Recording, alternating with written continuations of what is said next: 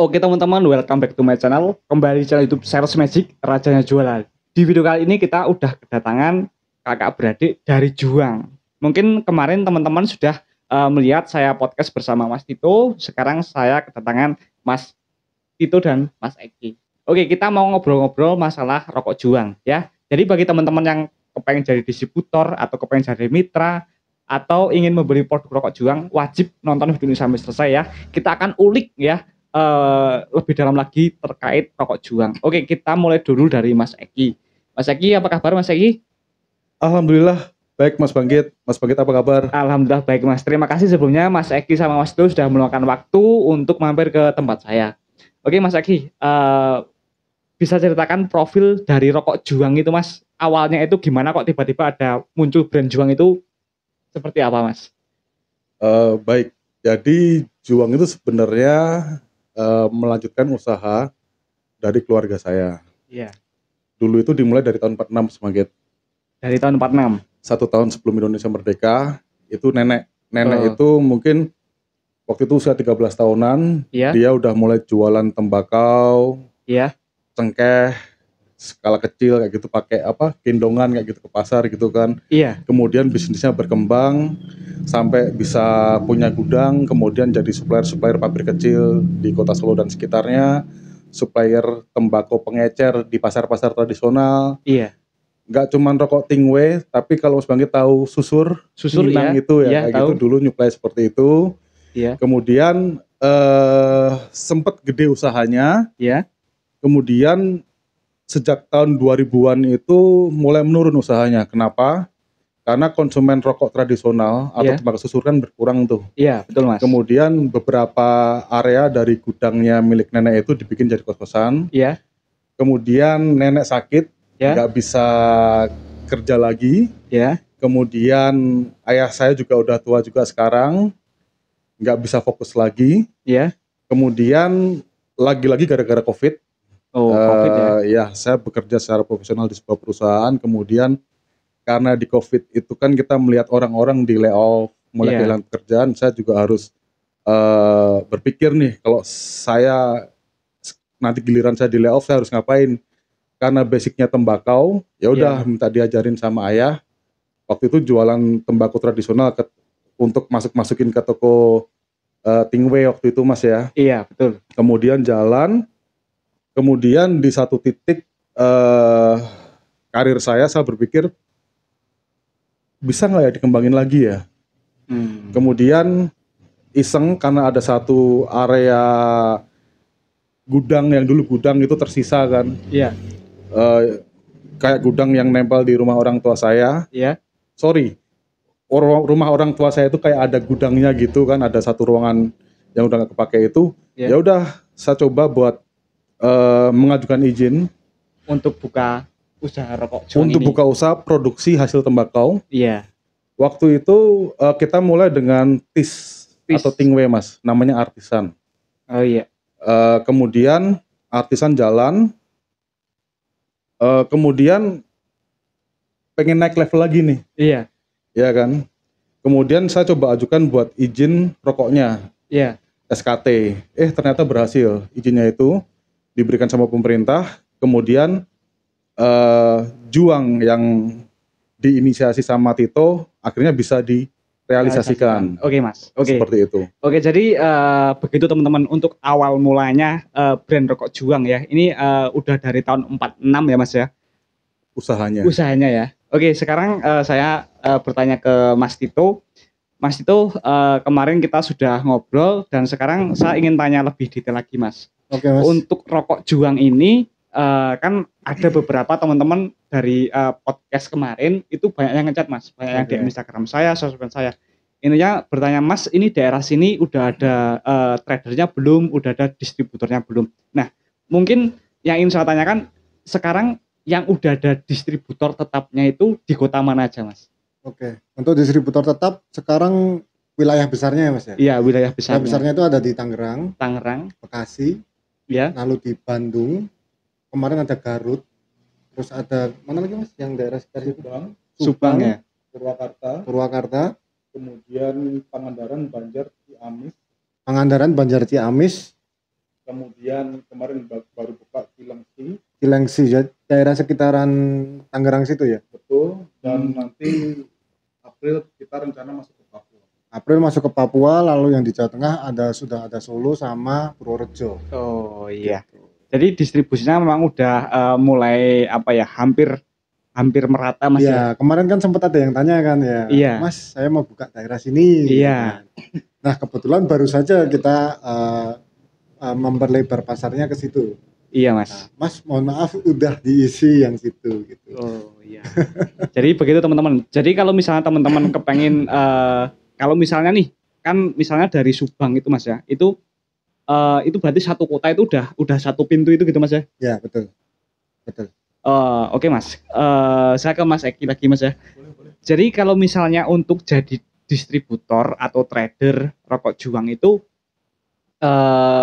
ada syarat dan ketentuannya nggak Mas? Apa misalnya MOQ-nya harus berapa atau harus punya tim sales dulu atau apa Mas? Atau orang perseorangan itu bebas, yang penting bayar atau gimana Mas? Ada S dan K-nya nggak? Oke. Kalau MOQ sama kayak yang disampaikan Tito kemarin 1 karton, tapi kalau boleh saya lengkapi, Iya. Sebenarnya apa ya? Ini by negosiasi Mas. Negosiasi ya. Karena kita tuh fokus dengan cara kerja yang benar. Jadi nggak cuman jual, laku dapat untung enggak, tapi kita pengen berkelanjutan. Negosiasi. Ya. Intinya adalah bisnis ini bisa jangka panjang. Jadi teman-teman yang pengen memasarkan Juang, plan bisnisnya harus jelas. Iya.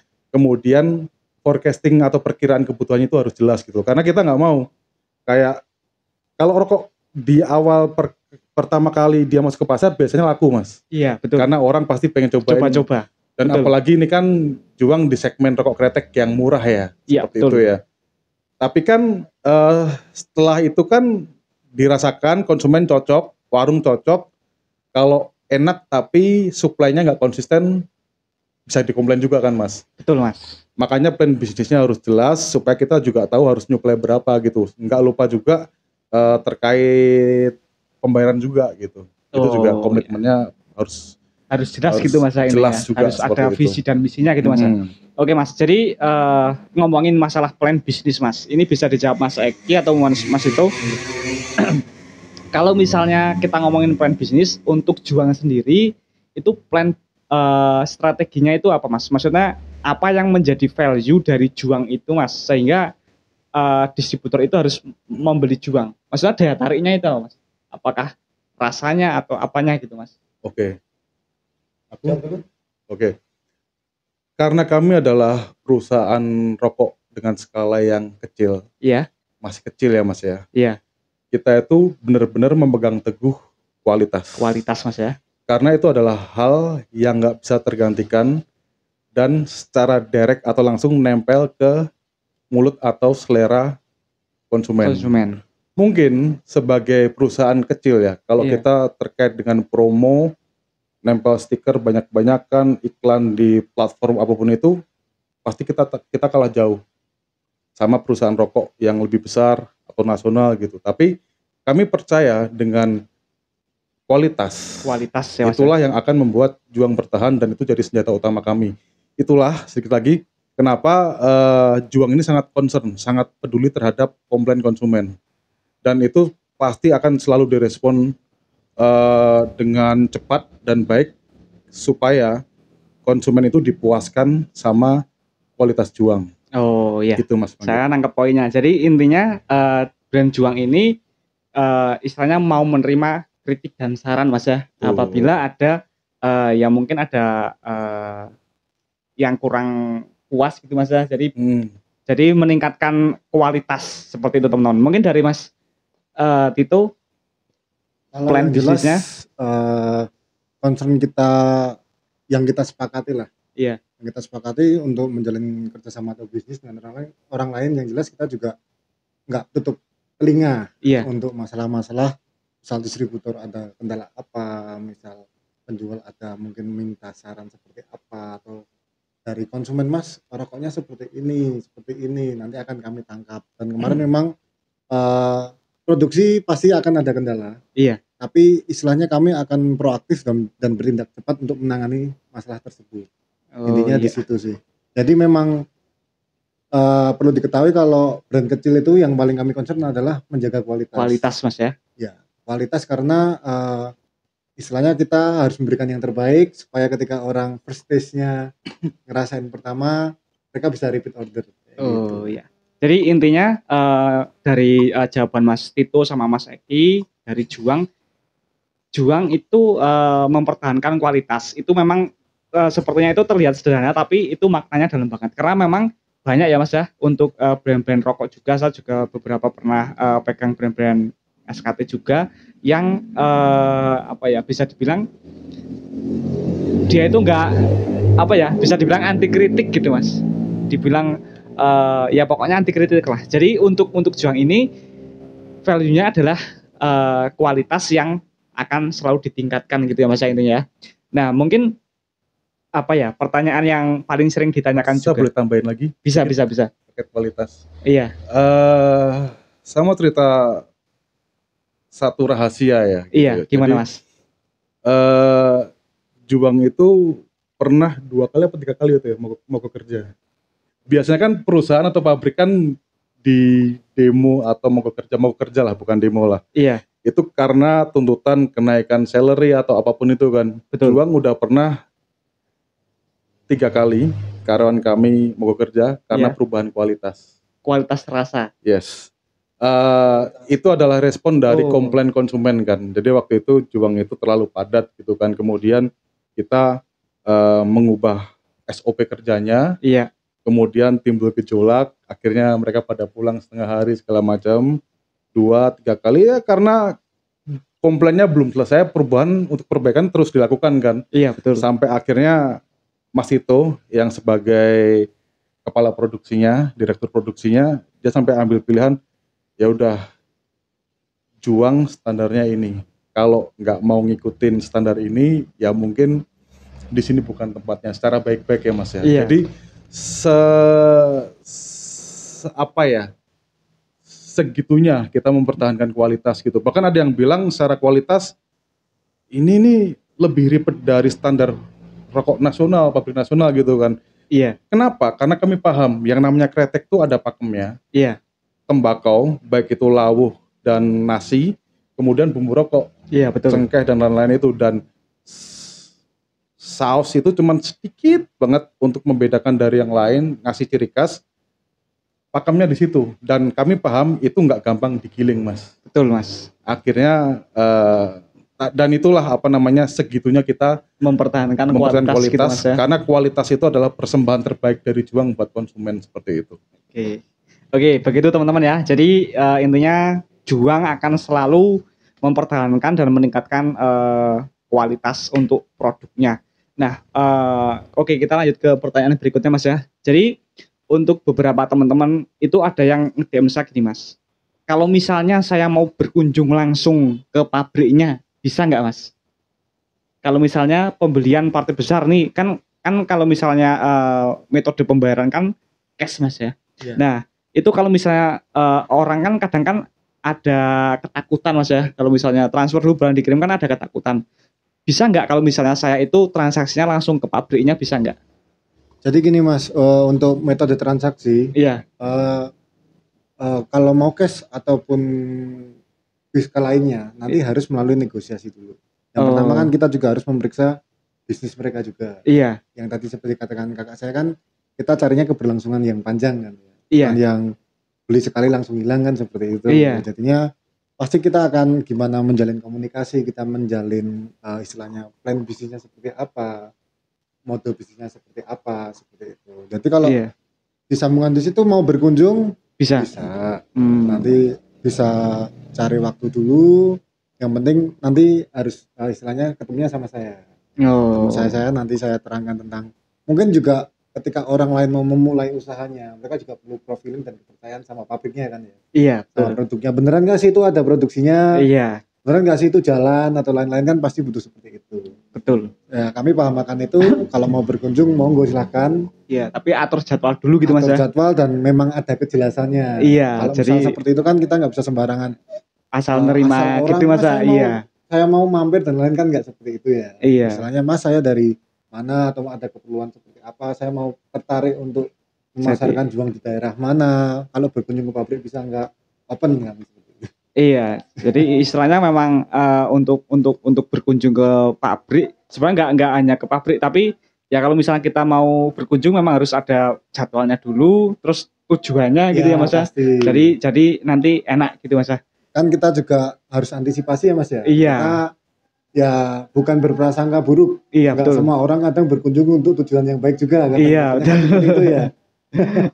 Makanya itu kami istilahnya untuk pembukaan usaha baru atau ada teman-teman yang mau menjalin kerjasama dengan Juang, pasti harus dilakukan dengan komunikasi yang baik dulu.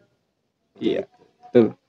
Oke Mas, mungkin kalau misalnya podcast kemarin sudah saya tanyakan, bagi teman-teman yang belum nonton podcast pertama nanti bisa tulis nonton video yang ada di bawah, komentar di bawah ini yang saya kasih pin. Mungkin yang ingin saya tanyakan berikutnya Mas, pertanyaan terakhir Mas ya. Kalau misalnya untuk Juang itu, kalau misalnya untuk pembelian partai besar nih Mas, itu untuk support programnya apa Mas? Apakah ada cutting press-nya ataukah nanti ada MOU-nya atau gimana Mas untuk support dari Juangnya sendiri? Oke, ini masuk ke negosiasi Mas. Jadi negosiasi lagi Mas. Jadi kita nggak bisa samain karakter setiap area. Betul. Kemudian pengalaman setiap distributor. Iya betul Mas. Kalau sales itu kuat, distributor itu kuat, tanpa dikasih stiker, tanpa dikasih apapun itu jalan. Betul Mas. Nah ini nggak bisa saya sampaikan program tetapnya apa, tapi biasanya gini Mas, kita ini menganut sistem efisiensi. Iya. Dan semua hal yang kita lakukan itu harus efektif, tepat sasaran kan. Makanya ketika di awal biasanya kita jalan aja dulu. Iya. Biasanya sales kita kasih sekian jumlah untuk sampel. Dia datang ke warung, suruh orang cobain. Iya. Kemudian dijual di situ. Iya. Setelah cocok rasanya, pas di fase kedua atau ketiga, itu nanti kita lihat penurunan nggak. Kalau turun, kita akan meeting nih sama distributor. Iya. Kendalanya apa? Kemudian program yang efektif apa nih buat di area ini nih, semacam itu Mas. Jadi kita kita pengen spesifik ke setiap daerah terkait kendalanya apa, kemudian support apa yang terbaik yang bisa kita berikan. Seperti itu Mas Bangkit. Oke Mas. Jadi intinya untuk support itu intinya yang saya tangkap adalah fleksibel gitu Mas. Fleksibel. Jadi tergantung negosiasi juga. Kira-kira ada yang berupa sampel, ada mungkin yang request stiker gitu Mas. Tergantung negosiasi gitu lah ya Mas. Betul. Oke mungkin itu sih Mas yang ingin saya tanyakan, karena semuanya juga udah detail juga Mas ya, dari MOQ-nya berapa, sejarahnya Juang seperti apa, dan yang udah ada distribusinya di mana aja. Nah mungkin untuk dari Juang sendiri nih, perwakilan Mas Eki sama Mas itu nih, oke mungkin ini pertanyaan terakhir ya Mas ya. Jadi bagi Mas Eki sama Mas itu, kalau misalnya ada orang yang kepengen jadi distributor, pesan-pesannya apa aja Mas? Apa harus nyoba dulu 1 slop, 2 slop atau apa Mas? Maksudnya dari pengalaman distributor yang Mas Eki sama Mas itu kan pastinya kan ada yang order langsung banyak, ada yang sedikit-sedikit dulu, atau gimana Mas? Oke, biasanya distributor pun juga ingin memastikan dia punya calon mitra itu benar apa enggak. Iya, betul. Kami pun melakukan hal yang sama kan. Iya. Komunikasi aja, ngobrol dulu lewat telepon, kita jadwalkan ketemuan sambil ngelihat sejarah, pengalaman, dan objektif masing-masing gitu. Semoga itu ketemu, jadi nanti jalannya tuh enak. Kita bisa saling terbuka terkait kendala kita. Iya. Distributor juga bisa terbuka juga. Iya. Walaupun terkesan klise, tapi ini berhasil di area-area yang tadi saya sebutkan. Nggak semuanya sih, tapi kebanyakan berhasil gitu. Jadi intinya tetap harus tes ombak dulu Mas ya. Tes ombak dulu. Karena kadang kan kalau misalnya kalau misalnya menurut saya pribadi juga, kalau misalnya ingin jadi distributor, ya memang pertama cek ombak, yang kedua memang harus ada basic ya Mas ya. Iya, banyak faktor Mas. Katakan nih, Mas Bangkit cobain juang, Iya. wah enak nih. Apakah pasar berbicara demikian? Belum Iya, tentu kan. Iya betul. Kemudian wah enak nih, wah murah nih. Apakah dengan enak dan murah tanpa strategi pasar yang bagus itu bisa jalan? Enggak Iya. juga kan. Jadi banyak hal yang bisa diobrolin, dan saya rasa dengan podcast setengah jam mungkin kurang panjang ya Mas ya. Itu Mas Banggit. Oh iya Mas. Mungkin dari Mas Aki.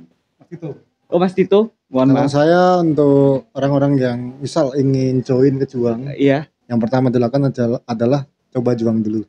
Cobain dulu gitu Mas ya. Cobain dulu, rasakan dulu. Nanti kira-kira kalau punya semangat untuk berjuang pasti akan tertarik untuk ikut join. Jadi istilahnya intinya untuk masing-masing usaha memang planningnya harus bagus. Iya betul Mas. Rokok itu nggak semua rokok ya. Rokok itu kadang ada segmennya, wilayahnya. Iya. Yang mereka arahnya ke sini, arahnya ke sini. Betul. Kalau saya sarankan perlu tes market dulu. Mungkin ambil negosiasi, Mas saya mau nyoba tes pasar dulu. Saya sudah nyoba rokoknya, saya tertarik dan lain-lain. Itu semua bisa dilakukan by negosiasi. Oke Mas. Yang penting ada rasa ketertarikan dulu. Iya. Mas saya juga ingin berjuang, misalnya seperti itu. Iya. Pasti akan kami tanggapi dengan baik. Oke, jadi saya mau promosi dulu buat Sales Magic. Kalau mau beli sampel juang silahkan ke Sales Magic. Nah. Oke teman-teman yang pengen beli sampel bisa nanti hubungi nomor yang ada di bawah video ini. Oke mungkin seperti itu Mas. Juang ada yel-yelnya Mas? Atau belum ada? Belum ada. Tapi akhirnya teman-teman di pabrik itu menamakan diri mereka pejuang Mas. Pejuang. Dan untuk tenaga kerja, tenaga giling, tenaga packing yang punya skill terbaik, iya, secara kualitas dan kuantitas, namanya pejuang andalan. Pejuang andalan. Iya. Nah, bagi teman-teman yang nonton video ini, kalian nggak perlu kalau misalnya jadi distributor harus punya uang sekian, nggak perlu. Teman-teman bisa coba dulu dari partai kecil Mas ya. Boleh. Dari partai kecil dulu, nanti kalau misalnya udah feelingnya wah ini kayaknya masuk, nah baru coba partai besar. Dan kalau teman-teman yang suka rokok-rokok yang murah enak, teman-teman wajib banget beli untuk rokok Juang ini karena rasanya kan rasa selera orang beda-beda Mas ya. Kalau misalnya menurut saya juga memasarkan di sini juga itu rasanya itu seperti Sampurna Kretek Mas. Wah, apresiasi untuk tim Juang lah, pokoknya bisa menciptakan rokok yang murah, yang rasanya enak dan istilahnya bisa apa ya, menyelamatkan ekonomi perokok menurut saya. Amin. Ada pahitnya nggak Mas? Nggak. Ada sepetnya sempurna. Enggak? Menurut saya sempurna Mas. Sempurna Kretek. Oh ya, bukan bermaksud ngikutin ke arahnya brand Sampurna atau lain-lain rokok nasional tuh enggak, tapi pengalaman dari tahun 46 itu kami jadi tahu siapa orang terbaik yang bisa membuat rokok ini, kemudian pakem-pakemnya kita tahu. Ya, pakem kita rokok tradisional. Iya. Tembakau, bumbu rokok, cengkeh, saus sedikit, itu pakemnya rokok tradisional. Oke, ya semoga Mas. nanti bisnis berkembang bagus, kita bisa berinovasi buat SKM, klik atau apapun itu ya, kita lihat nantilah seperti itu. Siap Mas. Jadi intinya dari memulai dari tahun 46 itu bukan waktu yang sedikit, tentunya untuk pengalamannya udah banyak banget pokoknya. Jadi bagi teman-teman yang kepengen beli ataupun jadi distributor, silakan bisa nanti lewat Tokopedia atau bisa klik kontak yang ada di bawah video ini. Oke Mas, mungkin seperti itu Mas ya. Terima kasih udah mau ngobrol-ngobrol sama saya. Semoga Juang bisa lebih banyak di kota-kota lainnya. Amin. Gitu Mas ya, dan membantu ya para teman-teman yang mencari barang yang murah lah intinya. Jadi intinya ini adalah dari pabrik, harganya pasti murah ya. Jadi harga yang murah, kualitasnya juga bagus. Oke Mas, mungkin seperti itu. Terima kasih. Ada yang mungkin disampaikan lagi mungkin? Sudah? Thank you, Mas. Sudah, thank you. Oke, thank you Mas.